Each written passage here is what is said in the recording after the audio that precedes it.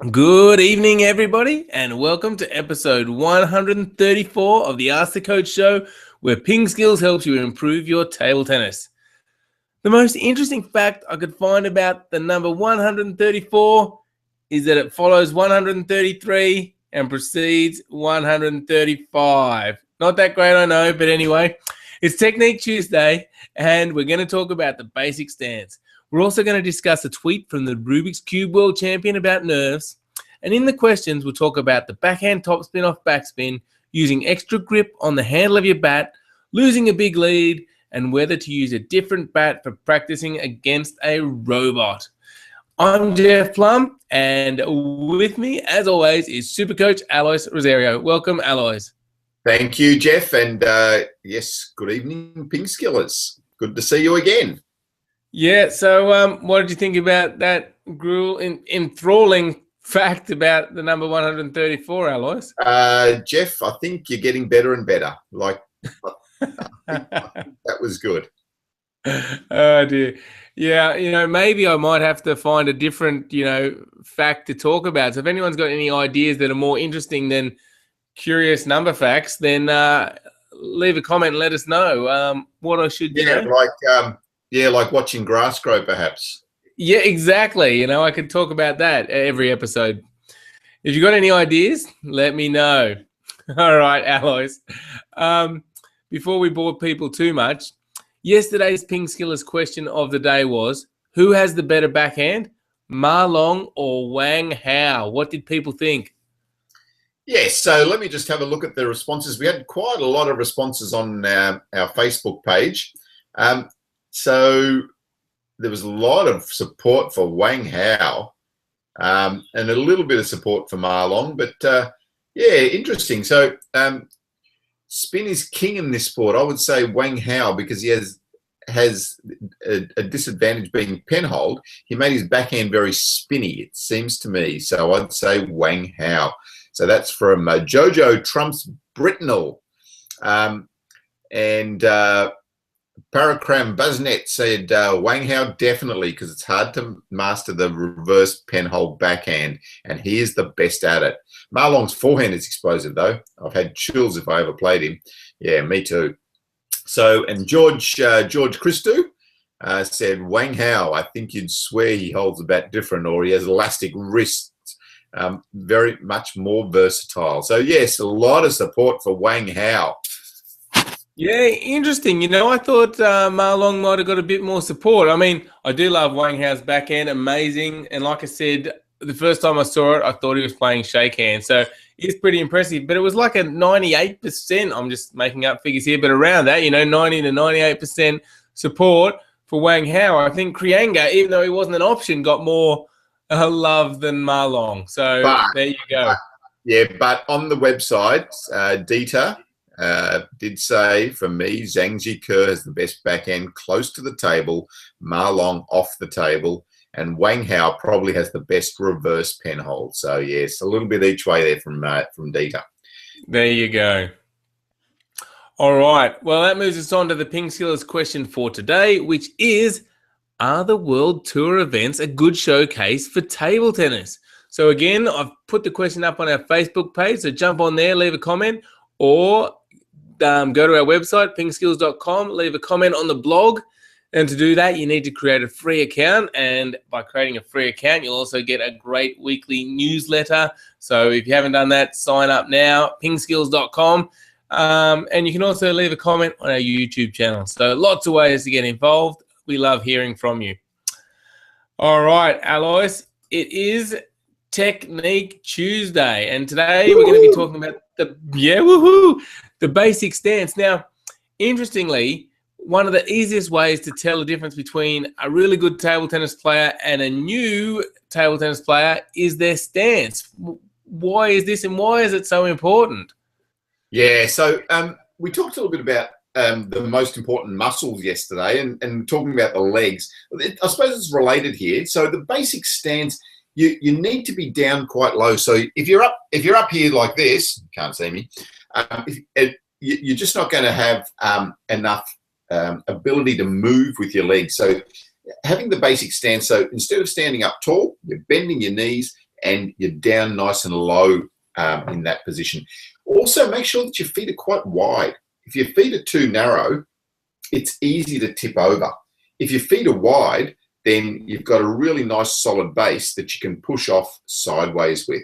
So a couple of things there with the basic stance. Just make sure that you're down nice and low, feet nice and wide, and make sure you got your knees bent as well in that basic stance.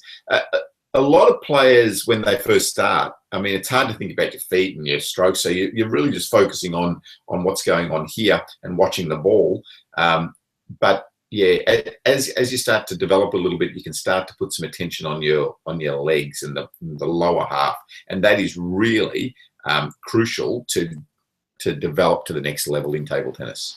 Yeah, and if you've never noticed how low the good players get, just jump onto YouTube, watch a few of the top players, and just take a really good look at their stance and how low they get and how balanced they are. And you'll realize once you see that just how important it is. So, yep. And I think then it's also really important to then just take a video of yourself, a short video of yourself, because often we feel like we are down really low, but when we actually see ourselves, we almost look like we're standing up straight. So compare what those best players are doing to what you're doing, and the best way is just take a photo or just take a short video of yourself and compare the two. Excellent, great advice there, Alois. And I will put a link in the show notes to our video on the basic stance, which goes through in detail exactly, how to get down low and how to spread your feet out wide. So take a look at that and, really pay attention to it next time you go out to practice.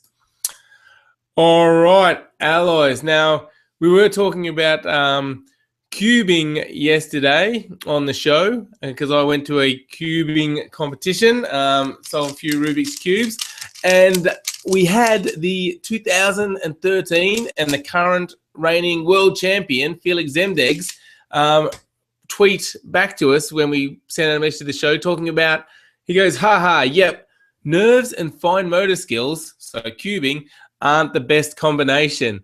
And, because I got nervous and it really did affect me, Alois, it's not helpful at all. And I guess this relates to table tennis as well. Yeah, so, I mean, table tennis is a lot about fine motor skills, just having the touch and the ability to make a nice fine contact on the serve or on the return of serve, and being able to watch and adjust to those small subtle changes. So if the nerves start to kick in, it becomes really difficult to control those fine motor skills. And as Felix said, I mean, whether it's in cubing, being able to move your fingers dexterously, or whatever, it's really important to be able to just try to control those nerves as much as you can. Otherwise, your performance will suffer. So, and we've got a section on sports psychology on the website that's there for our premium members. So there's a free lesson in there, but then if you want to go into more detail, then the premium membership is what you should be looking at. And it's a huge part of the game, isn't it, Jeff? Yeah, big part of the game. And it's important to understand, about sports psychology. So yeah, take a look at our section there. As Ella said, there's definitely a free lesson on there, so everyone can have a look. And yeah, just start to be aware of your feelings when you're playing table tennis, and whether you're in the zone and playing your best or whether you are a bit nervous. Start to pay attention to those things, and that will help you deal with that if you do get nervous. Alrighty, let's move on to some of the questions. Alois, again, are you ready? Are you sharp? Are you feeling good? Ready. Let's go. All right. Well, first up, Matthias says, I noticed that here in China, the coaches seem to teach a different technique for the backhand topspin off backspin. Generally speaking, the stroke is smaller than shown in your video, and the use of the wrist and lower arm rotation is maximized. So what are your thoughts on this, Alois? Yeah, so firstly, Matthias, in case you don't know Matthias is the owner of Tate the Wonder Cat, and you need to get on and have a look at the video of Matthias's cat. Very scary stuff. Anyway, back to table tennis. So Matthias was talking about the technique for the backhand topspin off backspin. So he's saying in China, and Matthias is living in China at the moment, they tend to teach much more of utilizing the wrist and the forearm quickly even off the backspin ball. I think that's good.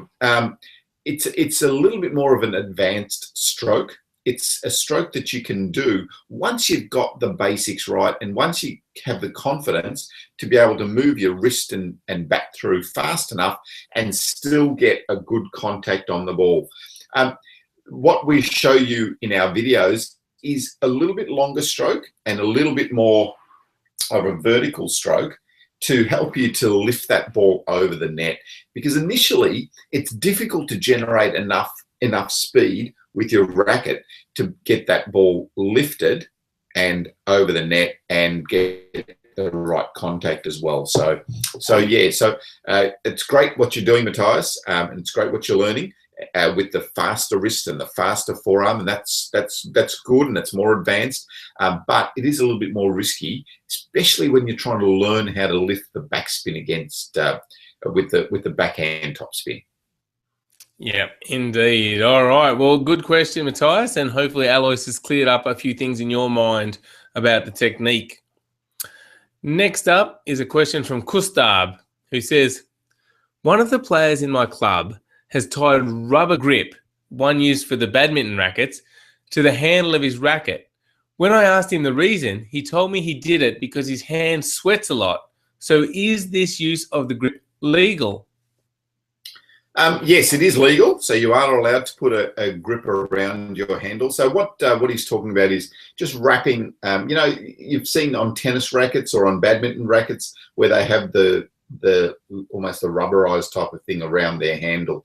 So that just helps him to grip the bat a little bit better. Sometimes the bat handles can be a little bit slippery, especially if they've got a bit of varnish on them. So that's something that you might explore.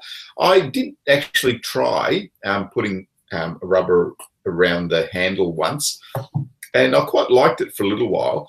But what I used was very simple. You get a bicycle tube, tire tube, nice and thin, and just cut a section out of it, and just roll that onto your handle, and that forms a nice grip on the handle as well. So it's something that you might want to just have a look at, think about. None of the top players use a grip on their handle. I'm not 100% sure why. I think it just tends to lose a little bit of the feel between your hand and the racket, perhaps. But yeah, if it's something that worries you, if you are worried about the racket slipping out of your hand, maybe you could try that. Yeah, interesting. I guess the top players, you don't really see the racket slipping out of their hands very much, so maybe it's just not an issue for them, or who knows. But yeah, there's not a lot of rules around the actual blade, is there, Alois, compared to, say, the rubbers where you've got to have it, ITTF approved with the right markings on there? Yeah, no, there's very few rules about the blade.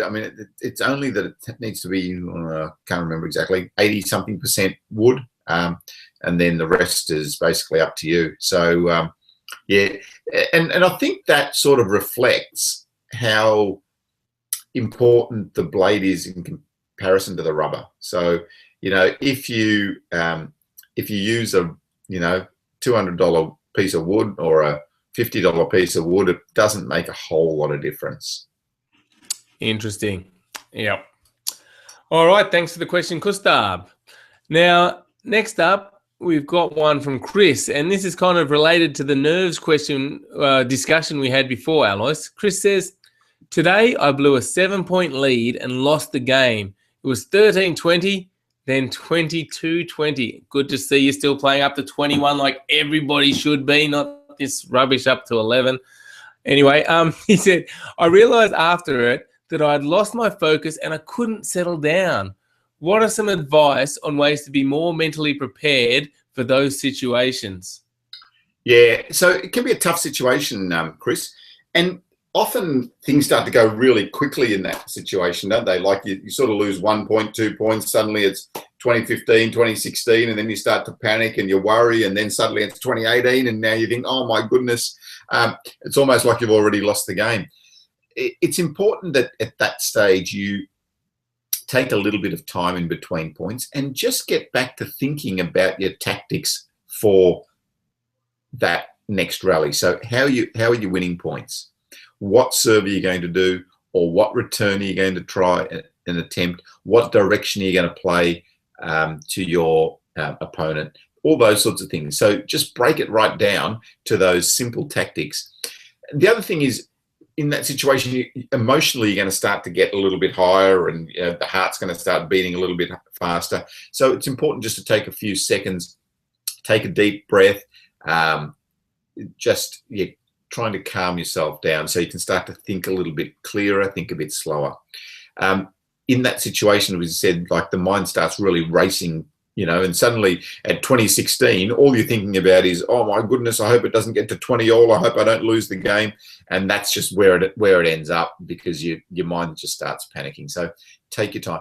If I'm not sure now if you're playing up to 21 when you get towel breaks, but anyway, usually in the real game up to 11, Jeffrey, you have a toweling break every 6 points. So if you do get a towel break, take that time to stop, towel yourself down. It might just take an extra 10 seconds to give it a little bit more thinking time, trying to break up that rhythm of that rush of points that's going against you. But yeah, it's a tough situation, but I mean, the more times you get into it, the better you'll get at dealing with that situation too. Yeah, excellent advice. I found that when you mentioned, start thinking about the tactics, that worked really well for me when I was in that situation, because then you can't be thinking about, wondering if they're going to lose. I'm wondering if they're going to come back. How can I blow a lead?